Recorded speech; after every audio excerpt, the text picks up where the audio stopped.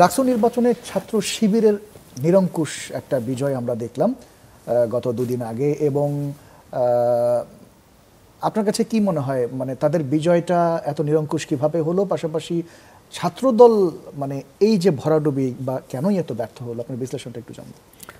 শুনুন, আমি খুব সহজ ভাষায় বলি আপনাকে।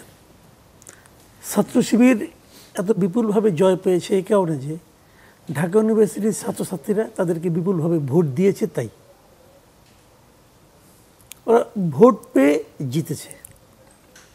এখন যদি আপনি ঢাকা ইউনিভার্সিটির স্টুডেন্টদের চিন্তা ভাবনা নিয়ে আপনি যদি প্রশ্ন তুললেন, সেটা আপনার সমস্যা। ওরা চিন্তা ভাবনা করে মনে করেছে এদেরকে জেতানো উচিত, তাদেরকে ভোট দিয়ে তারা জিতিয়ে দিয়েছে। একদম ক্লিয়ার অ্যান্ড সিম্পল, আমাদের আর কিছু না।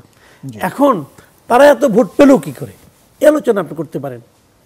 সেটা হয়েছে, অনেকে নানা ধরনের ইকুয়েশন এখানে খুঁজতেছেন যে এখানে কোনো ইঞ্জিনিয়ারিং, যেমন আজকে দেখলাম যে যুবদলের সভাপতি মুনিম মুন্না উনি বলছেন যে এই ইঞ্জিনিয়ারিং ইলেকশন ইঞ্জিনিয়ারিং নাকি শেখ হাসিনাকে হার মানিয়েছে। ভাই, উনি একটা গুরুত্বপূর্ণ ব্যক্তি না, এত সুইপিং কমেন্ট কীভাবে কয় না আমি এটা বুঝতে পারি না। হাসিনার ইলেকশনে ইঞ্জিনিয়ারিং কী ছিল? রাতের ভোট। তো সেটা কি এটা হারাই দিল? মানে বলার সময় তো একটু কাণ্ডজ্ঞান থাকা উচিত। যে মানে আমি সরি, আমার মানে ওয়ার্ড হয়তো ঠিক হচ্ছে না, কিন্তু আমি খুব বিরক্ত হয়েছি ওনার কথাতে। তো এইটা করতে যেয়ে সে তো হাসিনাকে উপরে উঠাচ্ছে। হাসিনার ইঞ্জিনিয়ারিং, হাসিনা যে ইঞ্জিনিয়ারিং করছে ভাই, এটা তো তুলনাহীন। এটা কেউ চিন্তাও করতে পারে না। সে 2014-তে সে কী করছে, 2018-তে কী করছে, 2024-এ কী করছে, এটা তো মানে এটা ইলেকশন ইতিহাসে লেখা থাকবে যে এইভাবেও করা যায়। তো তাইটা ওইটাকে হার বানিয়ে দিল। এটা কী রে ভাই? শুনেন, ইলেকশন হয়েছে, কেউ হারবে কেউ জিতবে, খুব স্বাভাবিক। স্ট্র্যাটেজিক্যালি আপনি কৌশলগতভাবে আপনি হেরে গেছেন। আপনার ওদের যে প্রিপারেশন ছিল সেই প্রিপারেশনের কাছে আপনি হেরে গেছেন। আপনি বলতেছেন যে ছাত্রলীগের লোকজন ওদেরকে যে ভোট দিছে, হ্যাঁ দিছে, তা আপনাদের দিল না কেন? ছাত্রলীগের যে ভোটারটা ওখানে আছে, যে লোকটা ছাত্রলীগকে ভোট দেয়, সে লোকটাকে আপনি তার মন জয় করতে পারলেন না কেন? সে তো ভোটার। কিন্তু এটা তো আবার ভিন্ন রকম দেখছি। জগন্নাথ যে হলটা রয়েছে সেই হলে তো মাত্র 10টি সিট পেয়েছে যিনি ভিপি হয়েছে। ছাত্রলীগের সেখানে ছাত্রদল তো 1100 বেশি পেয়েছে। ছাত্রলীগের জগন্নাথ হলে ছাত্রলীগ তাদের ইমান খুব শক্ত, এই জন্য হয়তো হইতে পারে না। এমনি ফান করলাম, ওখানে অন্য কারণ আছে। ওখানে ছাত্রলীগের কতগুলি বিষয় আছে ভাই, আমি বলি। ওখানে প্রচুর এটা হিন্দু অধ্যুষিত এলাকা।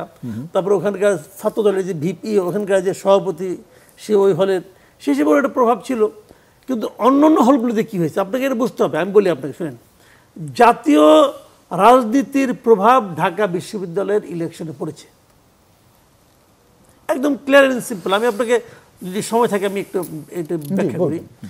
ব্যাখ্যাটা হলো কি, আপনি যতগুলি জায়গা বাংলা, মানে আওয়ামী লীগের 15 বছর, বিএনপি, ছাত্রদল, যুবদল, এরা কিন্তু দৌড়ের উপরে ছিল। এক একজন নামে 15টা 20টা করে মামলা ছিল। অনেকে বাড়িতে এলাকায় থাকতেও পারতো না। আমি অনেক লোককে চিনি এরকম। ক্যানিগঞ্জের এক বিএনপির এক লিডারকে আমি চিনি, সে প্রথমত মা মারা গেছে, জানাজায় যাইতে পারে নাই এই কামরুল সাহেবের জন্য। এগুলি ছিল রিয়েলিটি। এখন যেই মাত্র হাসিনা চলে গেল, আওয়ামী লীগের পতন ঘটলো, এখন আপনি যদি ওই কাজটাই আবার করতে চান, তাহলে তাদের সঙ্গে আপনাদের পার্থক্যটা কী থাকলো? একই নেগেটিভ দাঁড় করানো। এই জিনিসটা অনেক জায়গায় হয়েছে, অনেক জায়গায় হয়েছে। এবং যত জায়গায় আওয়ামী লীগ, যুবলীগ, স্বেচ্ছাসেবক লীগের নেতাদের বিরুদ্ধে মামলা হয়েছে, আপনি খোঁজ দিয়ে দেখেন, তার 95% ক্ষেত্রে মামলার বাদী হলো বিএনপির লোকজন। এখন যারা ছাত্রলীগের এখানে ভোটার ছিল, ছাত্রলীগের ভোটাররা কিন্তু ম্যাক্সিমামই কিন্তু বংশানুক্রমিক ভোটার, মানে বাবা আওয়ামী লীগ করে, দাদা আওয়ামী লীগ করে, বড় ভাই যুবলীগ করে, এরাই কিন্তু।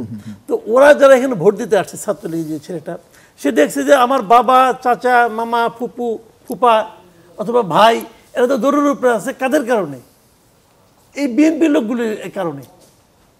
তো তাদেরকে তো আমরা ভোট দিব না। একদম খুব সহজ ভাষায় তারা কিন্তু নিজেদের সুবিধাটা বুঝছে। এখানে কিন্তু দলীয় আদর্শ কিচ্ছু তারা চিন্তা করে নাই। তারা সুবিধাটা বুঝছে যে কাদেরকে দিলে আমি সুবিধাজনক অবস্থা থাকতে পারবো ছাত্র হিসেবে বা ছাত্রী। এই জিনিসটা একটা কারণ ছিল। আরেকটা রাজনীতি এখানে ছিল। সেই রাজনীতিটা হলো ছাত্রলীগের বিষয়ে এই সাধারণ স্টুডেন্টদের, মানে ওটা বললাম আমি ছাত্রলীগের ভোটটা কী করে আসলো এখানে। আর সাধারণ স্টুডেন্টদের মধ্যে একটা আতঙ্ক ছিল ছাত্রলীগ নিয়ে। সেটা কি? ওদের গণরুমের আতঙ্ক। আরেকটা হলো যেমন পরীক্ষার আগের দিন মিছিল করতে হবে, আসো মিছিল করো, কোনো উপায় ছিল না কিন্তু। তো এই সমস্ত কারণে তারা কিন্তু বিরক্ত ছিল। কিন্তু আপনি ভাবেন তো এই বিরক্তিটা কার উপর ছিল? কেমন আমাদের ছাত্রলীগের উপর না, কিন্তু সরকারি দলের ছাত্র সংগঠনের উপর। ওটা যদি সরকারি দল না হতো তাহলে তারা কিন্তু গণরুম করতে পারতো না। তো ওই যে ধারণাটা, এখন কি হয়েছে, বিএনপি লিডার, অন্যান্য জাতীয় নেতৃবৃন্দ এমন একটা ন্যারেটিভ তৈরি করেছে যে সবাই যেন ভেবেই নিয়েছে, ধরেই নিয়েছে খালি ফেব্রুয়ারি মাসটা আসতে বাকি, তারপরেই যারা সরকার। তখন যদি এরা সরকার হয় তাহলে ছাত্রদল কি? সরকারি দলের ছাত্র সংগঠন। তখন সাধারণ ছাত্রদের মধ্যে একটা ভীতিও কাজ করতে পারে বলে আমার ধারণা, যে তাহলে তো আবার সেই সরকারি দলের ছাত্র সংগঠন যদি থাকে এখানে, আবার কি আমরা সেই একই রকম অবস্থায় পড়ে যাব? এই ভীতিজনিত কারণেও কিন্তু তারা সরকারি দলকে অ্যাভয়েড করতে চেয়েছে। কিন্তু ইতিহাস তো বলে ভিন্ন কথা। আমরা তো ইতিহাসের ডাকসুর প্রতিষ্ঠাকালীন সময় থেকে এখন পর্যন্ত কোনো সরকারি দলের, রাজনৈতিক কোনো দলের ছাত্র সংগঠন যে ডাকসুতে এসে বিজয়ী হয়েছে এরকম তো আমরা দেখি। গতবারই তো আপনার একমাত্র ভিপি ছাড়া সবাই তো, ভিপি আর সমাজ কল্যাণ ছাড়া, নুরু এবং আক্তার ছাড়া সবাই তো ছাত্রলীগের। কিন্তু ভিপি থেকে একদম অ্যান্টি এস্টাবলিশমেন্ট ছিল, সরকারের তখন ছিল না। না, আপনি এটা তো ছিল না। তো ওই জায়গাটা কিন্তু একটা ভীতি কাজ করেছে। আমি যেটা বলতেছি, দেখেন এর অন্য আরো অনেকগুলো ঘটনা আছে, পরে আলোচনা হবে, উনি তো বলবেন, তারপরে অন্য বিষয় বলতে পারবো। এইটাও কিন্তু সাধারণ স্টুডেন্টদের মধ্যে একটা মনস্তাত্ত্বিক প্রেশার ছিল।